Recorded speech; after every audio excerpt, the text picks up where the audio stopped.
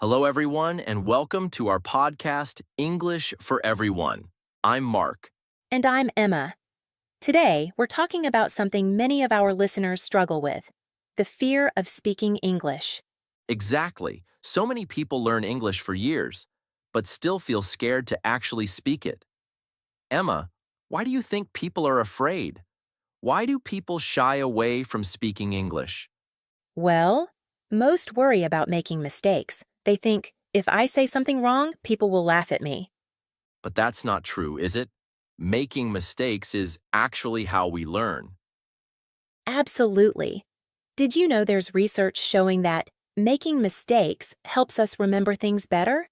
When we correct our errors, our brain remembers the right way more strongly. That's fascinating. I have an interesting example too. The longest English fan fiction ever written was by someone who wasn't a native English speaker. They just practiced consistently and improved over time. That's amazing. So let's help our listeners overcome this fear. What's the first tip you would give, Mark? Start small. You don't need to have perfect conversations right away. Begin with simple, everyday phrases. Like what? Things like, "Hi, my name is Mark," or "Where is the nearest supermarket?" Or even, "The weather is nice today, isn't it?" Those are perfect examples. Starting with small, easy sentences helps build confidence. Research shows completing small tasks makes us feel motivated to continue learning. Our second tip is to learn from mistakes instead of fearing them. Emma, can you explain this? Sure, when you make a mistake, don't feel bad. Instead, think, great, I just learned something new. For example, if you say, I go to work yesterday instead of, I went to work yesterday, you're learning about past tense. Exactly. Each mistake is a chance to improve. Now, our third tip is really important. Listen before you speak. Yes, listening to native speakers helps you learn natural pronunciation and rhythm. It's like training your ear before using your voice. What are some good ways to practice listening, Emma? Podcasts like this one are perfect. Also, watching movies or TV shows in English. Even just paying attention when you hear English speakers talking in real life. And a great exercise is to try to copy what native speakers say, their pronunciation and tone. This is called shadowing. Our fourth tip is to learn in chunks instead of individual words. Mark, what does that mean? Instead of learning single words, learn whole phrases. For example, don't just learn the word decision, learn make a decision as a complete phrase. This makes your English sound more natural because native speakers use these word combinations all the time. Tip number 5 is to use language learning apps. There are so many helpful apps now. Like Duolingo for vocabulary, HelloTalk to connect with native speakers, BBC Learning English for structured lessons, and Elsa Speak for pronunciation. These apps make it easy to practice a little bit every day, which is much better than studying for hours once a week. Our sixth tip is to find a speaking partner. This could be a friend who's also learning English or someone you meet in an English club. Or you can use language exchange platforms online. Speaking with a real person really helps build confidence. Now, let's talk about accents. Many learners worry about their accents. What would you say to them, Mark? Your accent is part of who you are. You don't need to sound exactly like a native speaker.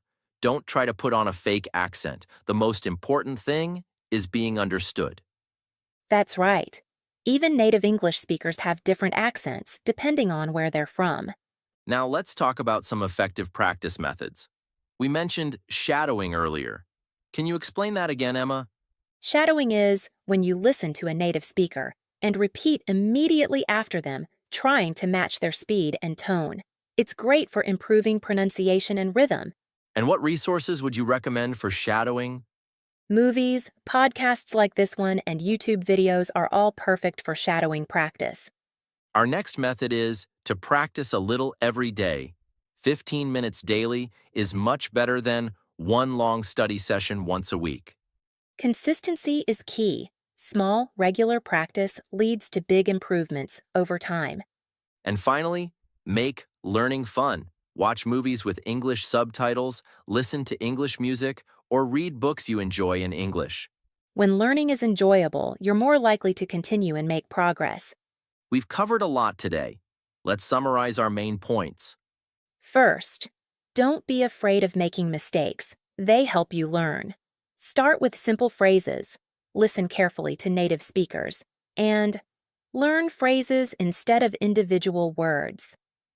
Use apps to practice, find a speaking partner, embrace your accent, and try techniques like shadowing.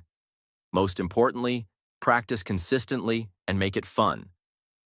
Remember, everyone who speaks English fluently today started as a beginner. The key is to keep practicing and not give up. That's all for today's episode.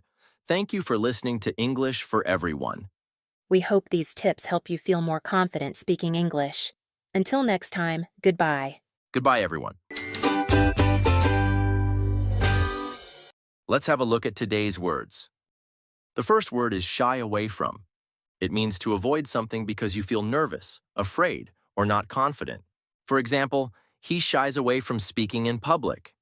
It means that he avoids speaking in public because he feels nervous or not confident. The second example is, she never shies away from a challenge. It means that she is not afraid of difficult situations and does not avoid them. The second one is overcome. It means to succeed in dealing with a problem or difficulty.